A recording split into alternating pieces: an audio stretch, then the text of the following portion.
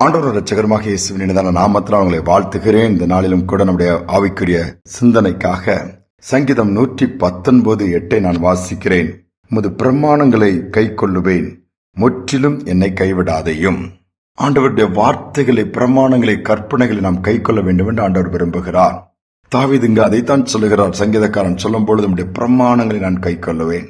ஆண்டவருடைய வார்த்தையின்படி செய்யக்கூடிய ஒரு இருதயம் தாவீதுக்கு இருக்கிறதை வேதத்தின் மூலமாக அறிந்து கொள்ள முடியும். அதனால்தான் ஆண்டவர் என் இதயத்திற்கு ஏற்றவன் என்று சொல்லி தாவீதை குறித்து பாராட்டுகிறார். ஏனென்றால் வீழ்ச்சி வருகிறது, தடுமாற்றம் வருகிறது, பாவத்தில் விழுந்த ஒரு சூழ்நிலை வந்த போது கூட ஆண்டவருடைய வார்த்தையை பார்க்கிறான்.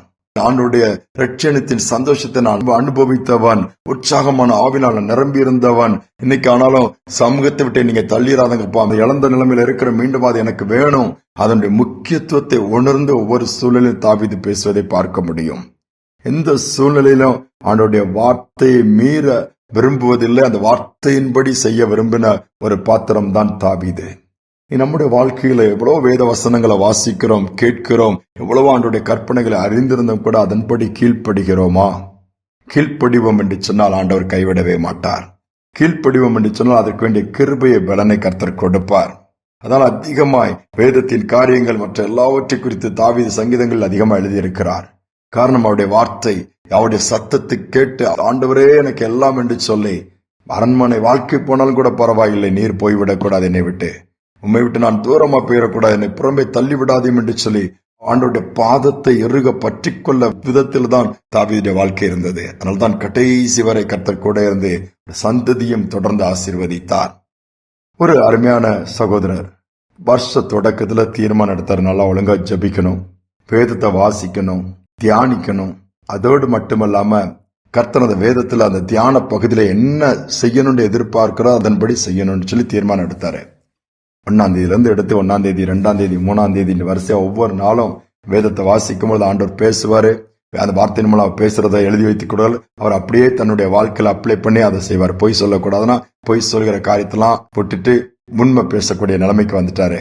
அதே மாதிரி ஜெபிக்கணும்னு சொல்லி கேட்கும்போது ஜெப வாழ்க்கை கூட்ட ஆரம்பிச்சிட்டாரு. அதே மாதிரி பொறாமப்படக்கூடாது, பொறாமை விட்டாரு. எரிஞ்சு பேசக்கூடாது, எடுத்ததுக்கெல்லாம் கோபப்படக்கூடாது, அதையும் ஆண்டவர்கிட்ட கேட்டு கிருபை தாங்கப்பான்னு சொல்லிட்டு அந்த பழக்கங்கள்லாம் மாறிட்டே இருந்துச்சு.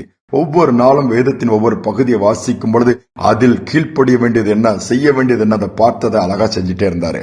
ஒரு நாள் இவர் வாசிச்சுட்டு இருக்கும் போது பணத்தை வட்டிக்கு கொடுக்க கூடாதுங்கிற வசனத்தை வாசித்து அதை தியானிக்கும் போது ஆண்டவர் பேசுறாரு.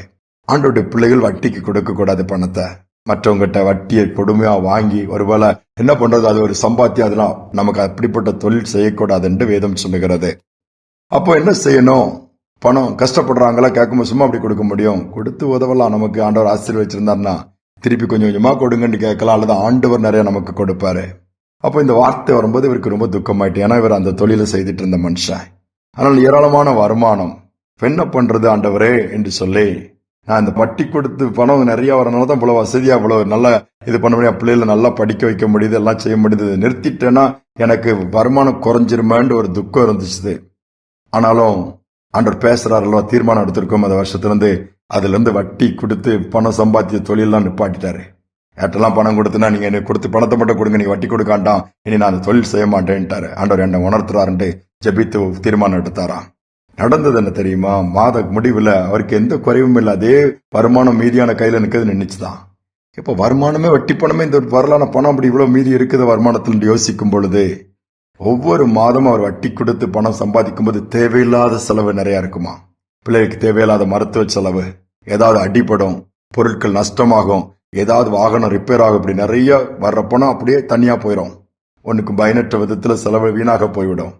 ஆனால் இவர் இது நிறுத்தின உடனே பிள்ளைகள் யாரும் அந்த மாதத்தில் வியாதிப்படவில்லை, மருத்துவமனைக்கு போகவில்லை, மருந்து மாத்திரை தேவைப்படவில்லை, வாகனங்கள் பழுதாகவில்லையாம், பொருட்கள் சேதமடையவில்லையாம், எல்லா செலவையும் கர்த்தரை அடைச்சிட்டாரு, நிற்பாட்டிட்டாரு.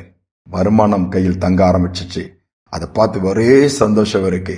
தொடர்ந்து ஆண்டவர் பேசுறதெல்லாம் நான் கேட்பேன், கீழ்ப்படிவேன், செய்வேன் சொல்லி ஆண்டவரை மகிமைப்படுத்தினாராம். நாம் எப்படி வேதத்தை வாசிக்கிறோம், வேதத்தின் வார்த்தைகளை கேட்கிறோம், அதற்கு கீழ்ப்படுகிறோமா? கீழ்ப்படிவோம் என்று சொன்னால் நிச்சயமாகவே மேல்படிக்கு கர்த்தர் நம்மளை கொண்டு போயிடுவாரு. அற்புதங்களை பெற்றுக்கொண்டு சந்தோஷமாய் வாழக்கூடிய பாக்கியத்தை கொடுத்துருவார். ஜெபிப்போம். அன்பின் தகப்பனே, இந்த புதிய நாளை கொடுத்திருக்கீங்க, எங்க கையில உடைய வார்த்தையை எழுதி கொடுத்திருக்கிறீங்கப்பா. அநேக விதத்துல எங்களோடு பேசிக்கொண்டு இருக்கிறீர். வார்த்தையை நாங்கள் கேட்பதோடு மட்டுமல்ல, அதனை விசுவாசித்ததற்கு கீழ்ப்படுகிறவர்களா எங்களை மாற்றுவீராக. வார்த்தையின்படி நடக்கிறவர்களாய் மாற்றுவீராக. பிரமாணங்களை கை கொள்கிறவர்களா எங்கள் இருதயத்தில் அப்படிப்பட்ட உணர்வை கொடுத்து அப்படிப்பட்ட கீழ்ப்படியக்கூடிய இருதயத்தை எங்களுக்குள் சிருஷ்டிக்கும்படி நாங்கள் ஜெபிக்கிறோம். இதை கேட்டுக்கொண்டிருக்கிற பிள்ளைகள் என்ன வேலை செய்ய வேண்டும், என்ன மாதிரி நீர் எதிர்பார்க்கிறீர், என்ன வார்த்தைகளை வைத்திருக்கிறீர், தெளிவாக பேசி நேர்வழியில நடத்துவீராக. நன்மை உண்டாக நினைத்தருவீராக. தாழ்த்தி ஒப்பு கொடுக்கிறேன். நாள் முழுவதும் கரம் கூட இருக்கட்டும் அப்பா.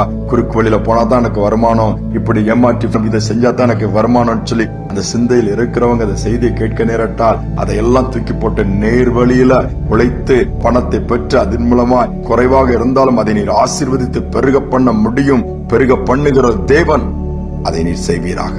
அந்த சிந்தைக்குள் வந்து எங்களை முழுவதுமாய் நாங்கள் அர்ப்பணிக்கிறோம். துதிகனமை ஏற்றுக்கொள்ளும் இயேசுவின் நாமத்தில் பிதாவே, ஆமேன், ஆமேன். ஆண்டவருடைய வார்த்தைக்கு அப்படியே கீழ்ப்படிவோம். என்ன சொல்லுகிறாரோ கீழ்ப்படியும் பொழுது கர்த்தர் மற்ற எல்லாவற்றையும் பார்த்துக் கொள்வார். இந்த சிந்தனையோடு இந்த நாளை தொடருவோம். மீண்டுமாய் நாளை தினம் சந்திப்போம்.